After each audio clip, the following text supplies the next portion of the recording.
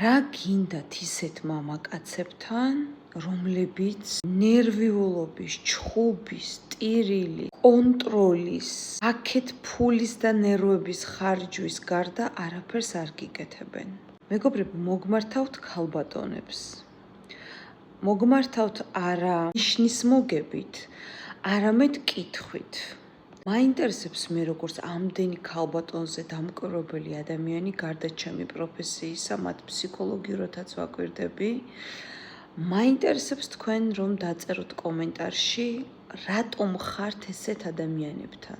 აი, ბევრი კლიენტი მოდის და მეუბნება, მუშაობს შვენიერი სიმპათიური ქალი, მუშაობს, თავისი ფული აქვს და ამ დროს მეუბნება, აი ეს კაცი, თვითონ რო არ მითხრას, მე ვეუბნები ჯერ პირველ რიგში და მე თვითონ მიდასტურებს. ყავს კაცი, შეიძლება არ იყოს უსაქმური, მაგრამ $1 ევროს ლარს არ აძლევს ამ ქალს. ხანდახან ცხოვრობს ამ ქალბატონის ხარჯზე, აგლიჯავს ნერვებს, უსპობს ცხოვრებას.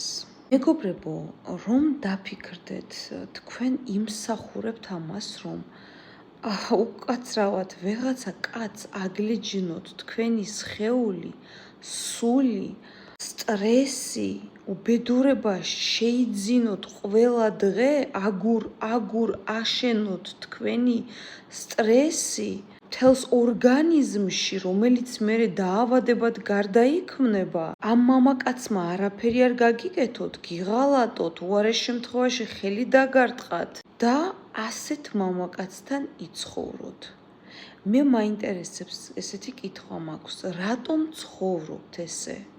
ეხლა მე ჩემის მხრიდან გაგცემთ მოკლედ, რა თქმა უნდა, პასუხს ვერ ჩავეტევი დროში. სიძლიერე ყველა ადამიანს არ აქვს ფსიქოლოგიური და ვერც მოვთხოვთ. იმიტომ რომ იმ ადამიანმა ზოგს დედა ამცირებდა მთელი ბავშვობა წყევლი და დედის მხარდაჭერა არ აქვს.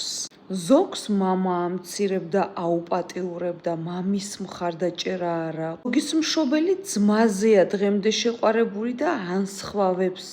ანუ სიყვარული აკლიათ და ესეთ ადამიანებს საკუთარი თავის სიყვარულიც არ აქვთ. აქედან გამომდინარე არიციან მათ როგორია კარგი ურთიერთობა. მეგობრებო, ეს არ არის დასაცინი, ეს არის სასწავლი. ჩემი წმენდის რიტუალის შემდეგ ქალბატონები მეუბნებიან, რომ ქალბატონო სოფიო, სად ცხოვრობდით, ვისთან ცხოვრობდით და საერთოდ როგორი ცხოვრობდით გვცხვენია, რომ ჩვენ თავს ესე ვაწვალებდით. ამ ქალბატონებმა არიციან თვითონ რა ენერგეტიკა აქვს და როგორია კარგ მამაკაცთან ცხოვრება. დაწერეთ კომენტარებში, მეთანხმებით თუ არა.